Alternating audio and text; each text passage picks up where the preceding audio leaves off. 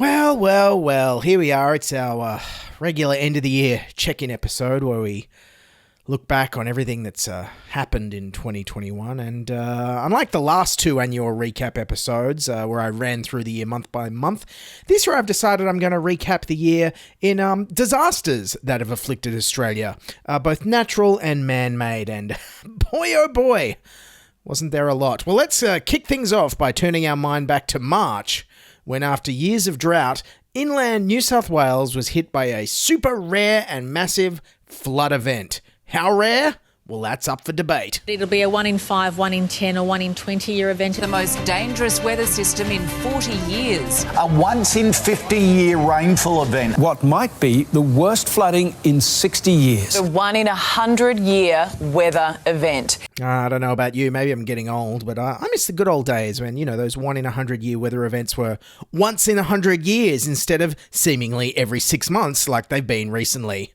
Mind you, I think it did manage to kill off the 1 in 100-year mice plague, though, so, pluses and minuses. My favourite person from the floods, though, was this Aussie genius who decided the best plan of attack against the floodwater inundating his house was to keep drinking. And he lost his belongings and his home, but that didn't stop this Aussie legend from cracking open a cold one. He's going to join us live. To sit on me chair and have a beer. Ugh, geez, you can just imagine how an Aussie would react, say, if there's an alien invasion, can't you? Coming up after the break on Today, Carl Stefanovic talks to this Aussie legend who decided to crack a slab of coal tinnies while the aliens disintegrated his house with laser beams. What a legend. My favourite news live cross from the year came from the floods. It was this one from ABC News. Emma, residents are being ordered to evacuate their homes right now.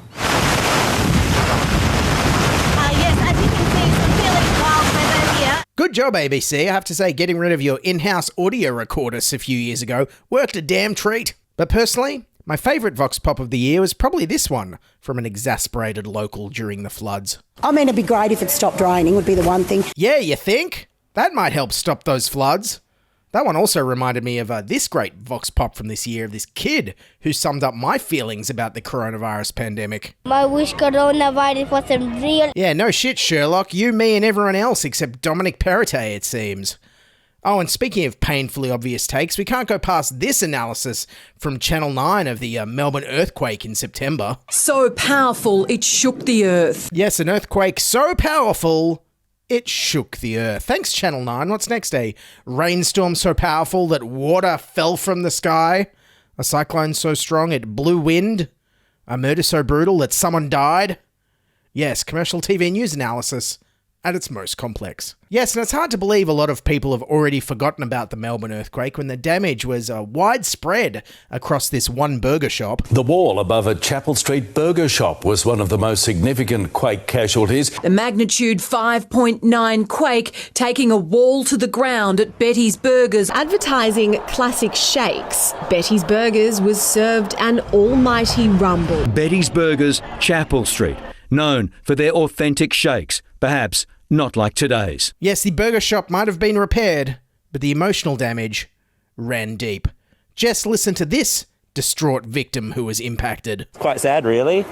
Wondering when I'll be getting my burgers. Might be a while now. Yes, and funnily enough, I just checked that guy's burger Patreon, and he already has more supporters than Alan Jones does for his new podcast, so that's great. But away from natural disasters and towards man-made ones, the federal government's vaccine rollout was a massive, what was it, Bill Shorten? So let me just say for the record, as a politician, the vaccine rollout in Australia is a shit show, Patricia. It is just a mess. Yeah, and I mean, Bill Shorten would know a shit show when he sees one. After all, he lost the 2019 election to Scott Morrison. Yes, and the lack of vaccine supply ordered by the federal government led to months and months of lockdowns all around Australia during 2021. Largely thanks to this guy. As Brendan Murphy said yesterday, this is not a race. As Brendan said, it's not a race. But it's not a race, it's not a competition, it's about the health and safety of Australians. Yes, that was Scott Morrison in March, and turned out it did turn into a race, one we reversed Stephen Bradbury'd, as we went from one of the first countries in the world to last, having to endure months of lockdowns while we all waited to get jabbed. But our dear leader, Scott Morrison, refused to accept any blame for this, instead saying, But I can't stress enough the major frustration here is the virus. That is the major thing working against Australia. The reason we've got a lockdown is because of a pandemic and a virus. Thanks, Genius. So you can copy Scott Morrison's logic there. Next time you forget to buy enough sunscreen and you get massively sunburnt at the beach, don't forget it's all the sun's fault. Okay, so that was in late June when we were first locked down, but then 3 months later, Scott Morrison was still trying to slip out of taking any responsibility for us all still being locked in our houses. The Prime Minister was pressed about what efforts he went to get more vaccines. Oh, every effort that we could. When asked what efforts were taken... No, I've answered the question. God, I mean, even teenagers can't get away with that level of dodginess. Son, what effort did you put into put out the house when it was on fire while you were playing video games? Every effort I could, Dad. Yeah, every effort. But I mean, what do you expect? Of course Scott Morrison didn't order enough vaccines. He can't even name them all. Do we have enough of the Pfizer to go around? Well, it's not just Pfizer. There's the AstraZeneca vaccine, there's the Pfizer vaccine. Yes, and it wasn't just Scott Morrison guilty of hubris. In Victoria, Premier Dan Andrews said this on July 27, right after their 5th lockdown. We have seen off 2 Delta outbreaks. I don't think there's a jurisdiction in the world that has been able to achieve that, and every Victorian should be proud of that. And you won't believe what happened next. That's right, the Delta outbreak flared up again, and they had a 6th lockdown that lasted 82 days. A lot of Melburnians flouted the rules during this lockdown, leading Dan Andrews to make this bizarre rule. There will be no removal of masks to consume alcohol outdoors. So you will no longer be able to remove your mask to drink a cocktail at a pop-up beer garden on a footpath. Yeah, I think Dan Andrews might have forgotten that Australia is literally the nation that figured out how to turn a backyard clothesline into a wine dispenser. I'm sure some cluey Victorians figured out a way to invent craft beer waterboarding or something along those lines so they could keep drinking with their masks on. You know they did. And speaking of drinkers, this year marked the political comeback of Barnaby Joyce, who returned to the Nationals leadership and Deputy Prime Ministership with political eloquence like this he displayed in Parliament. I like going to the movies, and I can't but always remember Howard Hughes, the aviator. But Howard Hughes, the aviator, but the Labor Party got Albo the advocator. Yeah, the great advocator, the great ideas man, straight from the pool room. But anyways, to the biggest disaster inflicted on Australia this year and subsequently New Zealand, the New South Wales Delta outbreak. Delta farce. Now, amazingly, by June, New South Wales hadn't suffered a single COVID death all year, and it only had the odd sporadic outbreak of a few single cases here and there. So when Delta finally caught a ride with a Sydney aircrew limo driver, a lot of people thought our Premier Gladys Berejiklian wasn't ready to lock down fast enough. I mean, what on earth could make them think that just because she said things like this about lockdowns before? I don't want to ever be in a situation where we need to lock down New South Wales again. We've done that. We never ever want to be in a situation where we go into lockdown.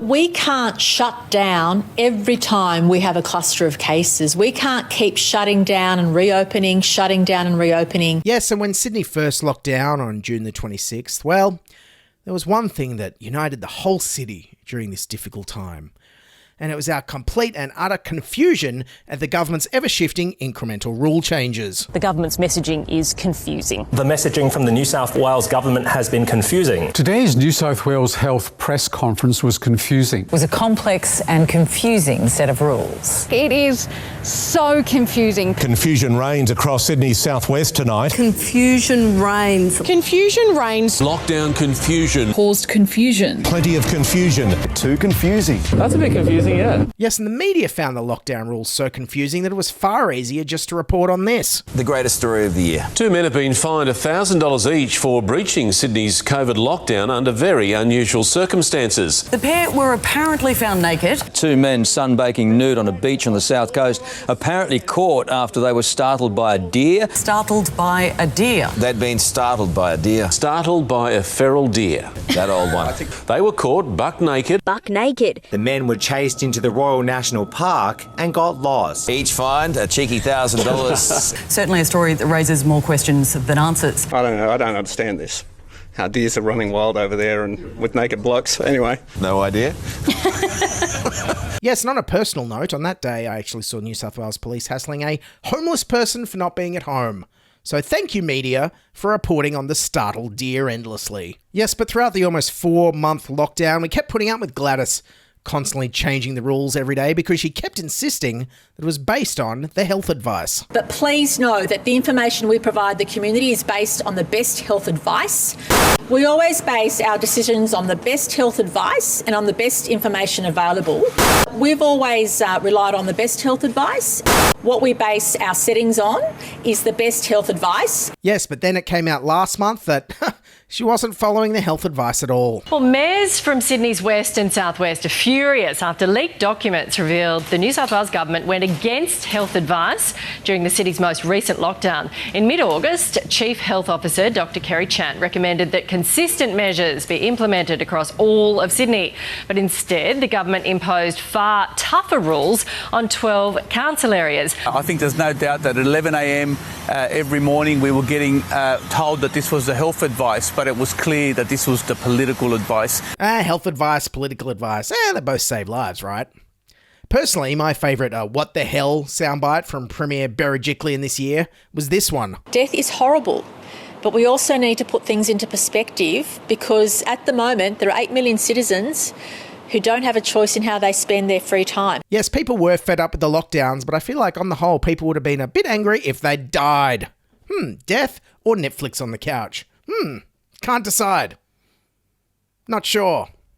Of course, one big difference between the lockdowns this year and in 2020 was that there was a lot more protesters this time, including this guy, whose sexual proclivities I really don't want to know about. Get out of your houses.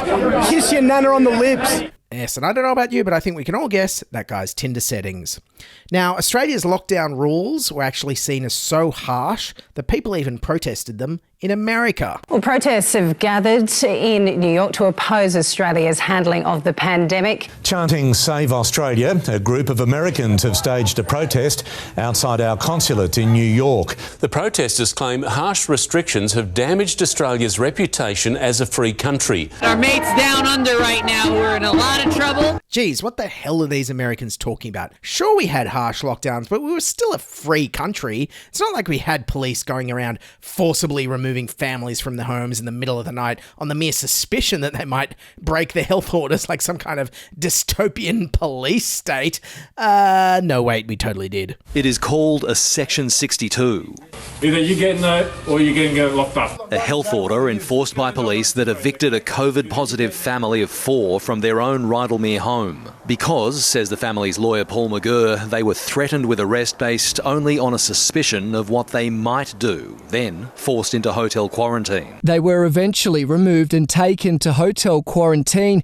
The Chief Health Officer today defending powers that allow police to pull people from their homes if deemed a risk to public health. I can just be confident that our public health doctors do not issue Section 62s for no reason. We also need to make sure that we take every measure we can to ensure people are doing the right thing. Yes, I didn't get much news coverage at the time, probably because the guy didn't startle any deer. And the Sydney lockdown didn't just unfairly target people of lower incomes and in multicultural communities. They also, very sadly, targeted widows in mourning. Rookwood Cemetery, a heartbreaking example of Sydney's life and death struggle. Andy Guzmati's wife died 2 weeks ago. His daily visits no longer allowed, not considered a reasonable excuse to leave home. Part of my grief is going to visit her grave every day after work. That's absolutely heartbreaking and totally insane, especially considering last time I checked, dead people can't catch or spread COVID. They're already isolating and social distancing 6 feet underground. Mind you, this wasn't the first time the New South Wales government put restrictions on the occupants of Rookwood Cemetery. In January, during the Northern Beaches outbreak, they banned them from going to the cricket. Well, just 2 days out from the first ball at the SCG test, people from COVID cluster suburbs in Sydney are being banned from turning up, and the directive is being backed up with the threat of heavy fines. If you live in Auburn, Baralla, Lidcombe North, Potts Hill, Regents Park or Rookwood, you must not come to the SCG. Yes, and FYI, the only residents of Rookwood are dead. The whole suburb of Rookwood is the Rookwood Cemetery. The New South Wales government literally banned dead people from going to the cricket test. which is a shame because I think dead people would actually enjoy the pace of a 5-day cricket test. Personally, I find it quite boring. But mind you, throughout the entire nearly 4-month Sydney lockdown, our cheerleader Premier Gladys tried to constantly put a positive spin on things. Like this, a week into the lockdown on July 3rd. Please, let's not give up now when we're doing well. The green shoots are there of demonstrating the lockdown is having the desired effect. The green shoots are there. The green shoots of the lockdown doing what we hoped it would are certainly there. We haven't seen a huge surge in cases.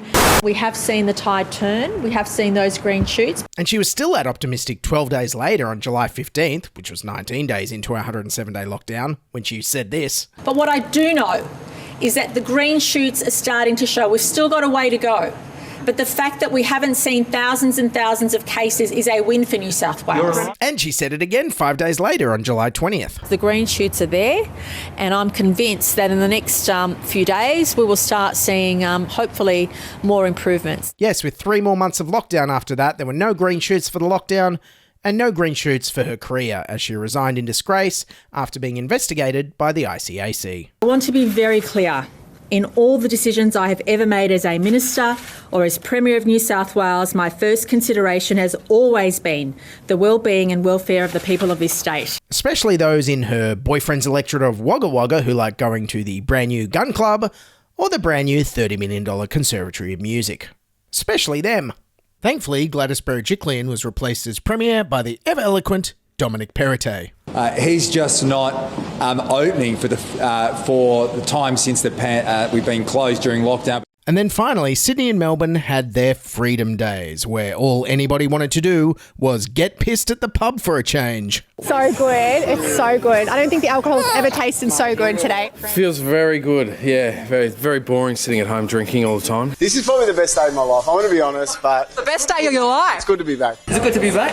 Bloody oath. And I have no idea, but I'm excited to be here, but whoa! But in the end, I think Scott Morrison actually had the best line that summed up this horrible year. But for a lockdown to work, the lockdown has to work. Good job, mate. Nailed it there. Really getting the heart of Australians' frustrations there. Fantastic. Well, anyways, that's my look back on the disasters that afflicted Australia in 2021. Who knows? Hopefully we can vote some of those disasters out next year. But now Christmas is upon us, and well, with vaccination rates above 90%, Gladys Berejiklian gone as Premier, and international and state borders finally reopened, WA not included, I was actually thinking maybe we were going to have a hot vax Christmas summer. You know, get to see friends and families, go on holidays, go to concerts, all that stuff we'd missed out on when we were all locked down so much this year. But I have to say, with the Omicron variant, it's all starting to look a bit doubtful. Good evening. The new variant of COVID-19 is now in the community. Tonight, Omicron arrives in Sydney. The Omicron variant has reached Australia. But anyways, I'm not going to let the Omicron variant and the stupid bad government response get in the way of me making you an uplifting Christmas video. So I went through all the clips and I decided to make a fun, festive Christmas video, but also kind of informing you about what we can probably expect from the festive season and summer ahead. I tried to make it as uplifting as possible, but you know, it's a bit hard at the moment. Anyways, here it is. Enjoy. My simple message to Australians is to go about your lives. Enjoy the summer. There's been a shocking surge in COVID cases in New South Wales, the state recording more than 3,000 new cases. That's more than quadrupled in 7 days. Cases in Queensland are doubling nearly every 48 hours. And we've got to treat Australians like adults. The Lunar Electric Music Festival this afternoon was cancelled by public health order deemed too risky. This is all about taking personal responsibility, and the people of New South Wales are doing just that. Testing clinics are buckling under the strain. With some people waiting for up to 8 hours. Cars being turned away and told the clinic was out of swabs. It's only been open a half an hour and they said they're closed for the day. At the end of the day, our own health is our own responsibility. Getting your hands on a rapid antigen test is getting more difficult by the day. As concerns grow, there won't be enough to last the rest of summer. Booster shots are so important. The reality is we just can't get more boosters into arms because we don't have the capacity. What's key to us as well is personal responsibility. The New South Wales government has warned that the state could face up to 25,000 cases a day. The daunting prediction comes on the day that restrictions were lifted on the unvaccinated and most mask mandates were scrapped. Case numbers could reach a staggering 200,000 a day by late January. We need to learn to live alongside the virus. The growing threat of becoming a close contact and having to isolate over Christmas, deterring people from going out. Bookings have been down probably 50 to 60%. If you feel uncomfortable about going out in other public spaces, well, you can choose to stay home. 1,400 health staff are out of action, either with COVID or exposed to it. Surging Omicron will overwhelm the health system on the current projections. But what's important is we just keep going forward. We're living with it. Merry Christmas, Australia.